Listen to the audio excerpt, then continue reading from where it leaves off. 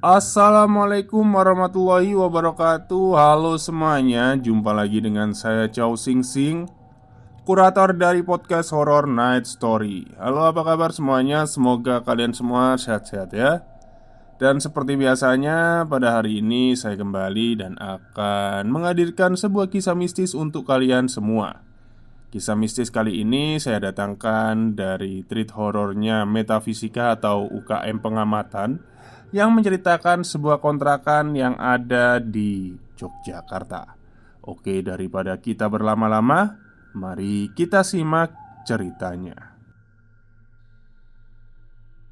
Sebuah rumah kontrakan seharusnya menjadi tempat yang nyaman. Namun berbanding terbalik dengan apa yang dialami oleh 5 orang mahasiswa Yogyakarta ini. Bukan hanya gangguan, bahkan mereka tidak tahu siapa sang pemilik rumah itu. Cerita ini diambil dari salah seorang bernama Ilham yang menceritakan kejadian di rumah kontrakan ketika dia kuliah dahulu. Rumah ini terletak di daerah Minomartani, Sleman, tepatnya dekat dengan sebuah masjid besar di sana.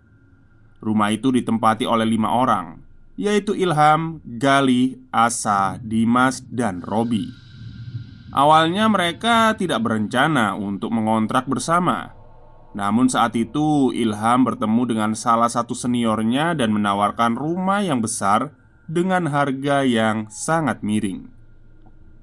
Ilham yang sebelumnya sudah mengetahui rumah itu, tanpa pikir panjang, mengajak keempat temannya dan sepakat untuk menghuni rumah kontrakan itu. Murah banget rumahnya, di bawah 15 juta kok. Ya udahlah gas, jawab Ilham ketika ditanya kenapa memilih rumah itu.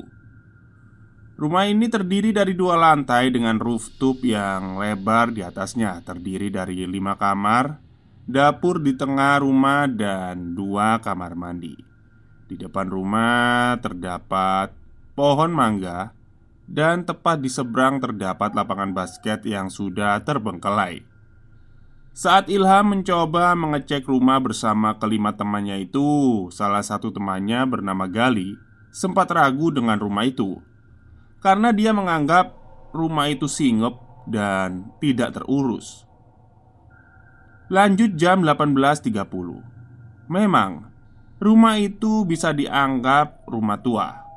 Di dalamnya terdapat meja makan tua berwarna hitam, dan di ruang tamu dihiasi ornamen lukisan bergambar harimau dan sebuah lemari besar dengan cermin besar beserta beberapa buku lawas yang dipajang di dalamnya.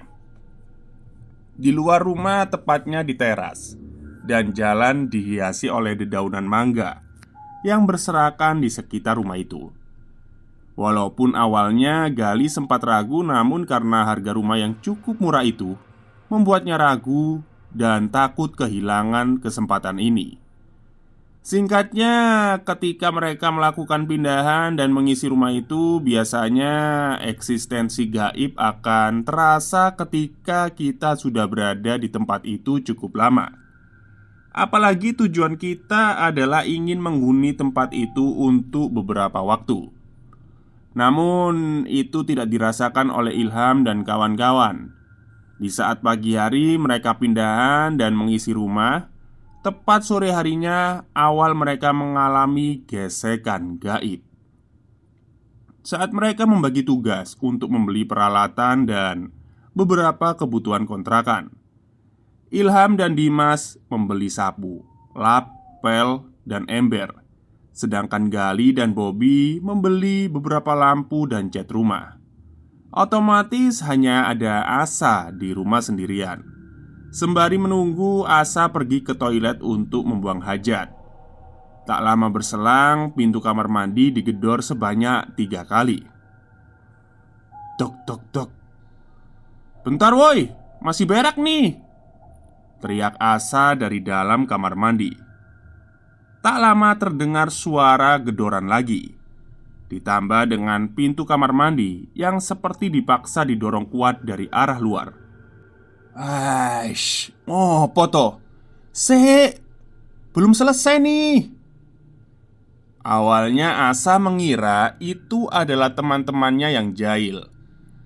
Namun ketika dia keluar dari kamar mandi, Asa tidak melihat siapapun di rumah itu. Asa kebingungan dan mencoba naik ke lantai 2 dan kemudian melihat seluruh isi kamar dan mengecek siapa yang menggedor pintu kamar mandi tadi. Dan benar saja, tidak ada seorang pun di dalam rumah. Beberapa menit kemudian terdengar suara motor yang dipakai Ilham dan Dimas. Asa yang mendengar suara motor seketika berlari keluar rumah dan bertanya kepada Ilham, "Ham, kamu tadi pulang ya?" kata Asa. "Ya ora toh, wong aku baru balik ini," jawab Ilham. "Ah, yang bener." Asa kembali meyakinkan dirinya. "Tenanan, emang kenapa sih?" jawab Ilham penuh dengan keyakinan bahwa memang baru saja pulang. "Lah, tadi pas aku bokir, ada yang gedor pintu kamar mandi. Gali sama Robi paling." Dari percakapan mereka berdua, muncul dugaan bahwa Gali dan Robi adalah yang menjahili Asa waktu itu. Asa masih berpikir positif bahwa itu adalah ulah dari Gali dan Robi, karena mereka berdua dikenal dengan kejahilan yang sering dilakukannya. Berjalan beberapa menit kemudian, sepulangnya Gali dan Robi, Asa langsung menanyakan siapa di antara mereka berdua yang menggedor pintu kamar mandi. Namun, Gali dan Robi menyangkal tuduhan Asa karena mereka tidak pulang ke kontrakan karena setelah membeli lampu dan cat rumah. Karena dari penjelasan Gali dan Robi, mereka sempat makan di burjo yang ada di dekat kontrakan. Memang pada saat itu tidak tahu menahu siapakah yang menggedor pintu kamar mandi. Karena dalam logika Asa, yang menggedor adalah manusia. Karena dia sempat melihat pintu kamar mandi yang terbuat dari plastik itu seperti didorong dari luar. Asa belum berpikir itu adalah gangguan dari makhluk goib. Bahkan Ilham mencoba meyakinkan kepada Asa bahwa Gali dan Robi yang melakukan itu karena kejahilan yang sering mereka lakukan. Berjalan beberapa minggu, eksistensi goib mulai terasa dan semua orang penghuni rumah sudah mengalaminya. Kali ini dialami oleh Gali. Kamar Gali memang berada di paling belakang. Setelah sholat maghrib, kebetulan arah kiblat adalah arah jendela kamarnya, yang langsung menghadap ke arah sawah dan kebun pisang. Di rakaat pertama sampai kedua, Gali tidak merasakan keanehan apapun.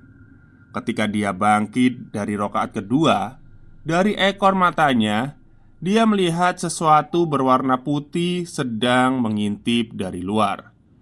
Gali sempat ingin menoleh ke arah itu, namun dia masih mencoba khusyuk untuk menuntaskan rakaat terakhirnya. Setelah salam dan ketika berdoa dari ekor matanya, dia masih merasakan ada sosok putih itu.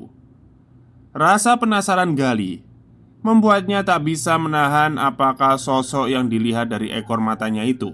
Ketika dia mencoba menengok ke arah jendela, betapa kagetnya dia melihat sosok kepala pocong dengan wajah yang gosong dan beberapa bercak darah.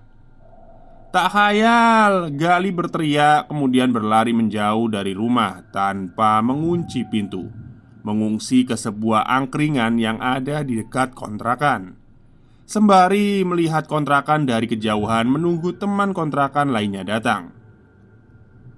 Beberapa jam berselang, Ilham yang pulang dari kegiatan kampus bingung melihat pintu kontrakan yang terbuka lebar. Dengan keadaan lampu yang tidak menyala, bahkan sudah jam 9 malam. Ilham segera menyalakan lampu depan dan tak lama datanglah Gali yang langsung menceritakan kejadian yang ia alami. Sejak saat itu Gali menutup jendela kamarnya dengan sebuah poster besar dan menutupnya dengan gorden gelap dengan harapan tidak melihat itu untuk yang kedua kalinya. Namun sejak saat itu pula muncul keanehan-keanehan yang sering dialami. Seperti ada sesuatu yang membuka gerbang maksudnya ya, dan energi yang ada di rumah itu. Setiap malam sekitar jam setengah 12, siapapun yang ada di kontrakan di jam itulah sering mencium kembang melati. Bahkan teman-teman lain yang notabene bukan penghuni kontrakan juga mencium bau kembang melati tepat jam setengah 12. Keanehan lain adalah di waktu tertentu atau bisa dibilang malam weton tertentu ya, di jam 9 atau 10, listrik kontrakan sering mati dengan sendirinya. Sering juga terdengar suara langkah kaki dari arah tangga yang memang terdengar jelas, apalagi tangga rumah terbuat dari sebuah kayu. Namun, suara itu hanya didengar oleh 4 orang, yaitu Bobby, Gali, Asa, dan Ilham. Dimas, yang kamarnya berada di lantai 2, tidak pernah mendengar suara itu karena kamarnya yang kedap suara. Saking seringnya mendengar suara, pernah di suatu malam Ilham dan teman-temannya ini berinisiatif membuktikan suara itu dari arah ruang tamu. Walaupun Dimas tidak pernah mendengar suara itu, namun rasa penasaran Dimas muncul karena mendengar cerita anak kontrakan lain yang sering menceritakan suara itu setiap malam. Mereka berlima berkumpul dan menunggu suara itu untuk sebuah pembuktian. Apakah suara itu muncul ketika mereka berlima berkumpul menjadi satu? Dan apakah suara yang mereka dengar hanyalah suara langkah kaki Dimas yang sering mondar-mandir ke kamar mandi ketika malam hari? Mereka melakukan itu dengan alasan suara derapan kaki memiliki ciri yang khas. Suara hanya terdengar ketika Gali dan Bobby serta Asa dan Ilham sudah berada di dalam kamar masing-masing atau saat mereka mulai tertidur terlelap. Dan suara itu menjadi sebuah keanehan karena suara yang begitu keras dan tak jarang mengganggu kenikmatan mereka tidur. Mereka melakukan pembuktian sembari bermain kartu dan minum beberapa cangkir kopi, menunggu suara itu datang hingga pagi hari. Namun, sampai pukul 2 pagi, yang biasanya suara itu terdengar tak kunjung menunjukkan eksistensinya. Hingga muncul obrolan bahwa suara itu berasal dari Dimas yang sering mondar-mandir di kamar mandi. Namun Dimas membantah dan merasa sangat jarang, bahkan tidak pernah turun di jam di mana suara sering terdengar. Walaupun sempat terjadi perdebatan dan pembuktian mereka malam itu dirasa nihil, sekitar jam setengah 4 pagi mereka mulai membereskan gelas dan kartu yang berserakan di ruang tamu. Beberapa menit kemudian suara itu muncul tiba-tiba saja dari arah tangga. Suara itu terdengar 2 kali seperti mengarah turun dan naik. Yang awalnya penasaran, ternyata mental mereka teruji setelah mendengar suara itu. Seketika rasa panik muncul dan mereka sempat berlari ke arah kamar Ilham. Bahkan Bobby yang terkenal pemberani langsung menutup badannya dengan selimut dan bantal. Tak lama berselang terdengar suara blak, dar. Suara keras itu berasal dari atas, tepatnya dari kamar Dimas. "Wih, apaan tuh? Anjing, gak bener nih," kata Bobby cukup keras. Kepanikan bertambah dan bingung harus berbuat apa. Ilham yang mencoba menenangkan yang lain mengajak untuk ke lantai 2 untuk mengecek kamar Dimas. Akhirnya yang lain mengiyakan dan berbaris menuju lantai 2 dengan Ilham yang berada di depan.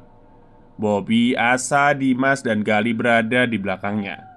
Mereka berjalan perlahan dan penuh hati-hati menuju lantai atas sembari diselimuti rasa was-was. karena takut ada kejutan suara ataupun sosok yang muncul dari balik kegelapan itu. Langkah kaki mereka sempat terhenti ketika terdengar suara sek, sek, sek dari kamar Dimas. Beberapa detik kemudian, mereka melanjutkan langkah kaki dan betapa kagetnya ketika melihat kamar Dimas sudah berantakan dengan beberapa buku dan kertas yang berserakan.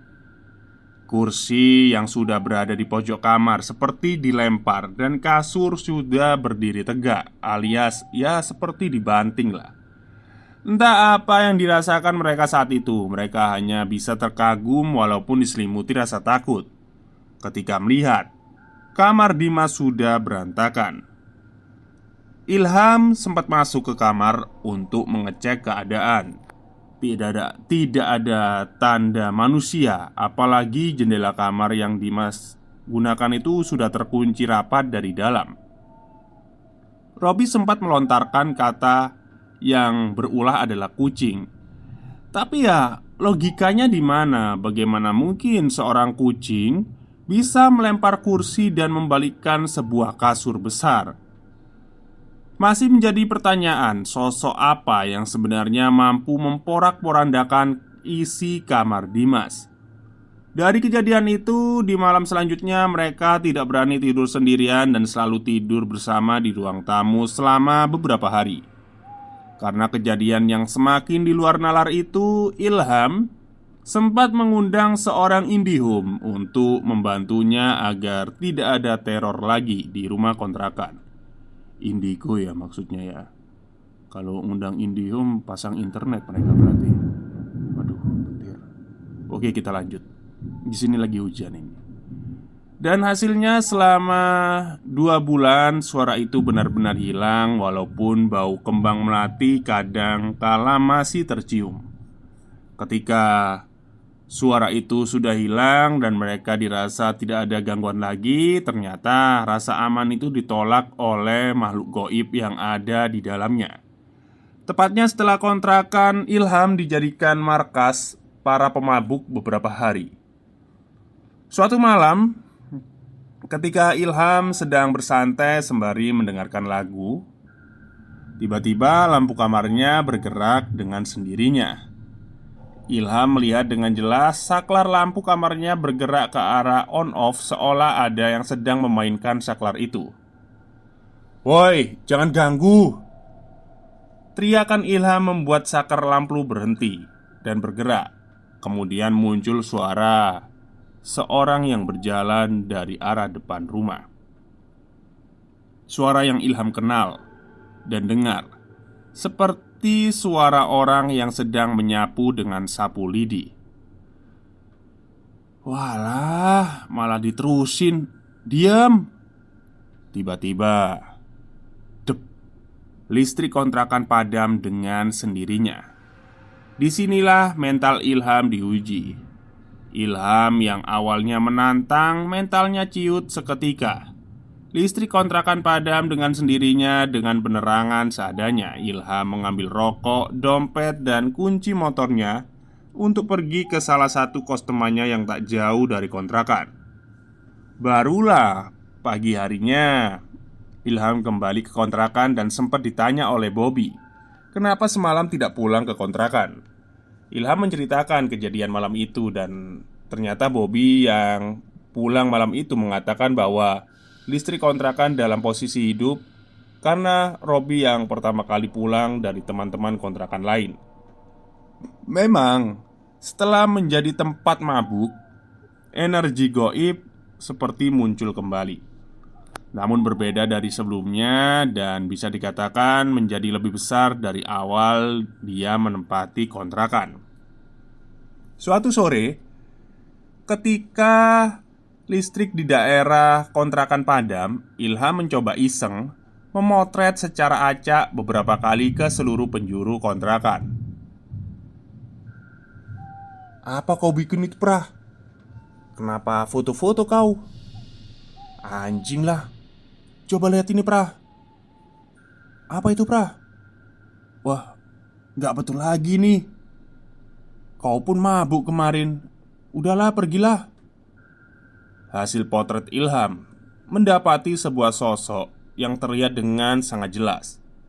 Sosok wanita bergaun putih dengan muka yang murka dan rambut yang panjang. Ketika Mimin mencoba meminta hasil jepretan kala itu, file sudah rusak tanpa sebab padahal sudah ia simpan dalam drive. Namun ia masih memiliki foto sesaat sebelum mendapati sosok yang terlihat sangat jelas itu. Setelah melihat hasil jepretan Ilham, Bobby memaksa pergi dari kontrakan karena merasa takut. Takutnya terjadi hal yang tidak diinginkan lagi. Ketika Robby dan Ilham pergi, di malam yang sama sepulangnya Asa dari kegiatan kampus, Asa masuk ke dalam rumah dan sempat duduk di ruang tamu yang langsung mengarah ke sebuah wastafel dapur dan meja makan tua. Di posisi itulah Asa melihat sosok wanita bergaun putih berdiri sembari mencuci piring dengan suara air mengalir dan suara piring yang bergesekan. Asa mencoba mendekat dan memastikan siapa wanita itu. Terlihat dari mata kepalanya sendiri, kaki wanita itu tembus ke dalam tanah. Tanpa pikir panjang, Asa berlari ke kamar menuju gorden dan mengunci pintu rapat-rapat. Maksudnya menutup gorden mungkin ya. Asa yang ketakutan mencoba menghubungi teman-teman yang lain. Gali dan Dimas segera datang dan langsung menuju kamar Asa untuk melihat keadaannya. "Sah, apa Sah? Siapa itu?" "Ika aku karo Dimas." "Bukaan Sah." Dibukalah pintu kamarnya dengan raut wajah yang pucat. Dengan bibir yang bergetar, Asa menceritakan apa yang dilihatnya sebelumnya. Gali sempat bingung karena baru melihat sosok wanita itu.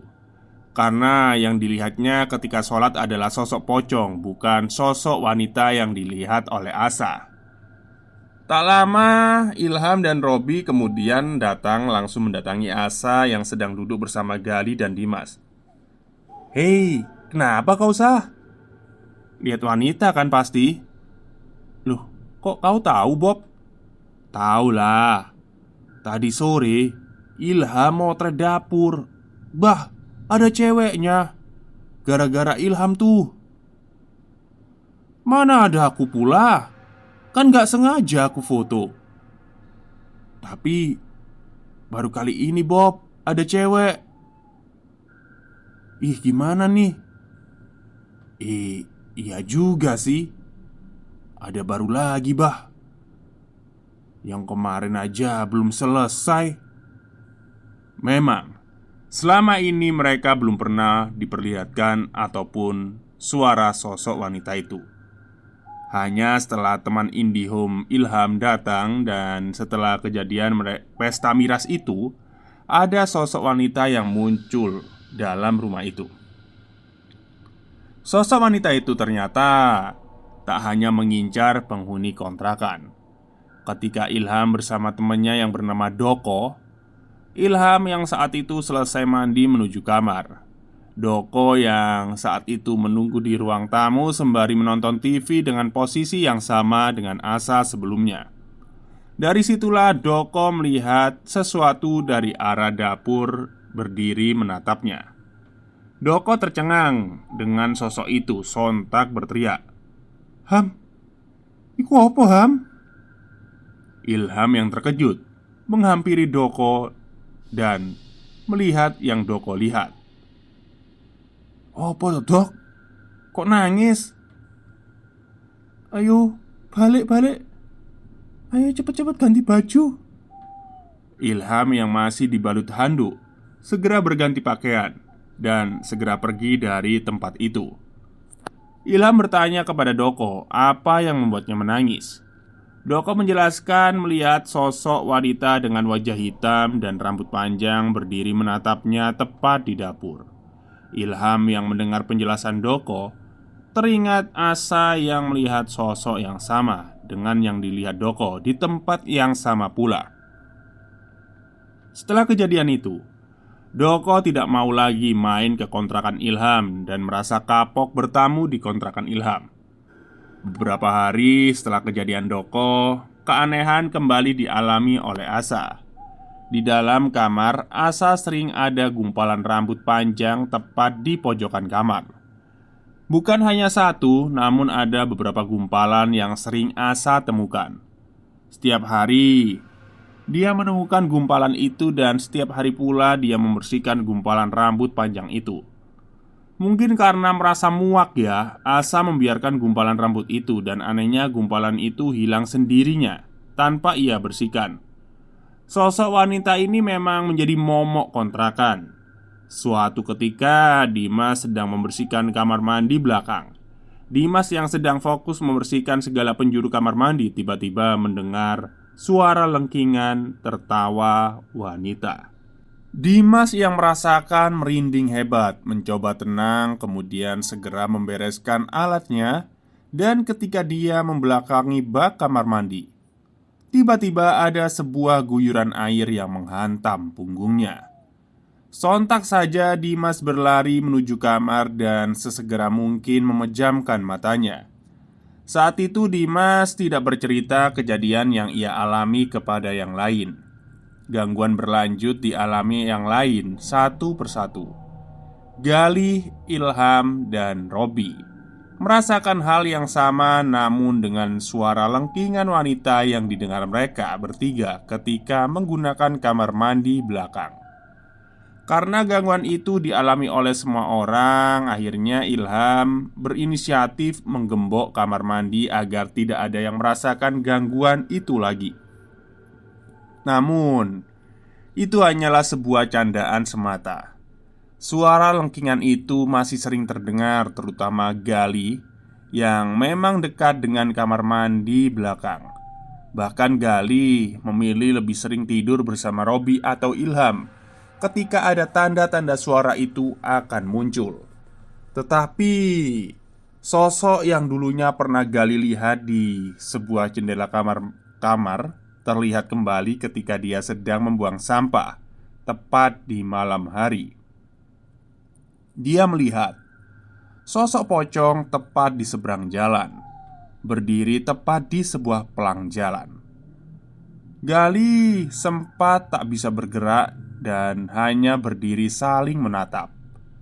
Beberapa detik kemudian, sosok pocong itu hilang beriringan dengan Gali yang berlari kecil menuju kamar Ilham. Memang, gangguan yang sering terjadi seperti ini berurutan dan selalu dirasakan oleh 5 orang ini. Kejadian paling epik yang membuat mereka tidak betah lagi di kontrakan adalah ketika sekitar 10 orang sedang bermain gitar, menikmati beberapa jamuan malam di lantai atas, tepatnya di rooftop rumah. Sedang asyik-asyiknya menikmati malam, tiba-tiba dari kejauhan terlihat sambaran cahaya merah mengarah ke pohon mangga. Beberapa orang mencoba mengecek cahaya apakah itu. Namun, tidak ada cahaya atau apapun atau sesuatu yang memicu adanya cahaya merah itu datang.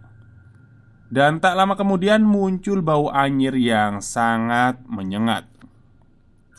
Waduh, wayai, wayai, celetuk Ilham dengan senyuman nyelenehnya. Anak-anak kontrakan yang sudah mengerti kode Ilham segera membereskan semua barang dan mengajak yang lain untuk kembali ke dalam dan diminta untuk segera tidur saja. Kelima orang lain selain penghuni kontrakan merasa bingung kenapa diminta untuk masuk dan membereskan barang, padahal mereka merasa tidak ada yang aneh. Mereka semua berkumpul di ruang tamu dan muncullah obrolan. Di situ Robi menjelaskan bahwa ada sesuatu yang tidak beres dengan rumah kontrakannya. Robi menceritakan segala sesuatu yang pernah mereka rasakan kepada 5 orang selain penghuni kontrakan itu. Robi yang sedang menceritakan satu persatu, tiba-tiba mereka mencium bau gosong dan terlihat sebuah percikan merah seperti api dari arah luar. Ilham otomatis membuka pintu rumah dan betapa ngerinya Kesepuluh orang melihat sebuah bola api yang terbang berdekatan dengan pohon mangga, membuat beberapa ranting dari pohon itu daun terbakar. Bola api itu kemudian terbang menjauh dengan cepat menuju ke arah barat. Beberapa orang sontak tidak bisa bergerak dan kagum dengan apa yang mereka lihat. Namun Ilham yang tidak terbuai segera mengambil ember berisi air dan memadamkan api yang membakar pohon itu. Ilham dan yang lain sempat tidak percaya dengan apa yang mereka lihat dan bertanya, "Kenapa bisa semua orang melihat dan mencium bau anyir malam itu?" Dari kejadian inilah beberapa penghuni kontrakan mulai takut dan tidak nyaman berada di rumah sendirian. Bobby dan Gali serta Dimas lebih sering berada di kontrakan temannya dan hanya Ilham dan Asa saja yang lebih sering berada di kontrakan sendiri. Hingga di penghujung masa kontrakan, Dimas, Bobby, dan Gali memilih pergi berpindah kontrakan. Asa juga memilih untuk lebih sering ke asal rumahnya Salatiga dan hanya tersisa Ilham sendirian di sana. Ilham sebenarnya sudah memutuskan untuk berpindah, namun harus menunggu 1 bulan untuk bisa berpindah karena kos yang akan ia tempati selanjutnya masih dipakai penghuni sebelumnya. Di masa 1 bulan kepindahannya, gangguan masih sering dirasakan Ilham sendirian. Bau kembang melati masih sering kecium, dan suara-suara di tangga juga muncul. Setelah beberapa bulan berhenti, bahkan lampu yang berada di antara ruang tamu dan dapur selalu mati walaupun sudah diganti beberapa kali dengan lampu baru. Suatu hari, beberapa adik kelas Ilham semasa SMA datang dan menginap di kontrakan. Malam hari sekitar jam 12 malam, adik kelas Ilham mendengar ada suara orang mencuci dan mandi di kamar mandi belakang. Padahal hanya tinggal Ilham dan seorang, apalagi kamar mandi belakang sudah digembok sejak beberapa bulan yang lalu. Dari awal memang Ilham sudah menduga ada yang tidak beres dengan kontrakan itu. Ketika ia ditawari melanjutkan kontrakan yang sebelumnya dipakai seniornya, Ilham sempat bertanya kepada seniornya kenapa berpindah kontrakan. Tapi seniornya beralasan ingin pindah saja yang lebih dekat dengan kampus. Padahal sebelumnya senior yang lain dan kebetulan satu kontrakan bercerita mendapat kontrakan baru yang tak jauh dari kontrakan Ilham. Kejanggalan lain adalah ketika ada masalah dengan kontrakan seperti kerusakan rumah, air yang mati, dan serta yang lain-lain. Ilham diminta untuk menghubungi seniornya namun bukan menghubungi pemilik rumah dengan alasan pemilik rumah hanya percaya dengan seniornya. Bahkan Ilham menjelaskan belum pernah bertatap muka dengan pemilik rumah asli. Dia bahkan tak tahu siapa pemilik rumah ini dan tidak tahu uang dibayarnya dulu apakah sampai ke tangan pemilik rumah karena ia membayarnya kepada senior. Bobby juga pernah bercerita kepada Ilham ketika ia berbincang dengan tetangga. Tetangga rumah tidak tahu pemilik rumah sebenarnya dan sepengetahuan tetangga, sebelum dipakai mahasiswa, rumah itu dulunya dipakai oleh Pak Sutri selama beberapa tahun dan tidak pernah terurus. Kesaksian tetangga juga mengatakan dulunya di sampah rumah juga sering ditemukan bungkusan penuh dengan bunga dan beberapa bekas dupa yang mungkin dipakai oleh Pak Sutri melakukan sesuatu dalam tanda kutip ya. Pak Sutri itu tidak pernah bertegur sapa dan tidak tahu menahu kapan angkat kaki dari rumah itu. Ketidaktahuan Ilham tentang siapa pemilik rumah ini menjadi pertanyaan yang besar. Dengan alasan itulah kenapa seniornya menawarkan rumah kontrakan itu kepadanya. Apakah ada sesuatu yang besar di rumah itu? Dengan kejanggalan-kejanggalan yang ia alami dan keempat temannya yang tidak pernah berhenti diteror, sampai saat ini Ilham belum menemukan jawaban yang asli siapa pemilik rumah itu. Bahkan ketika ia bertemu dengan seniornya yang menawarkan rumah itu, sang senior seperti menyembunyikan siapa sang pemilik rumah itu.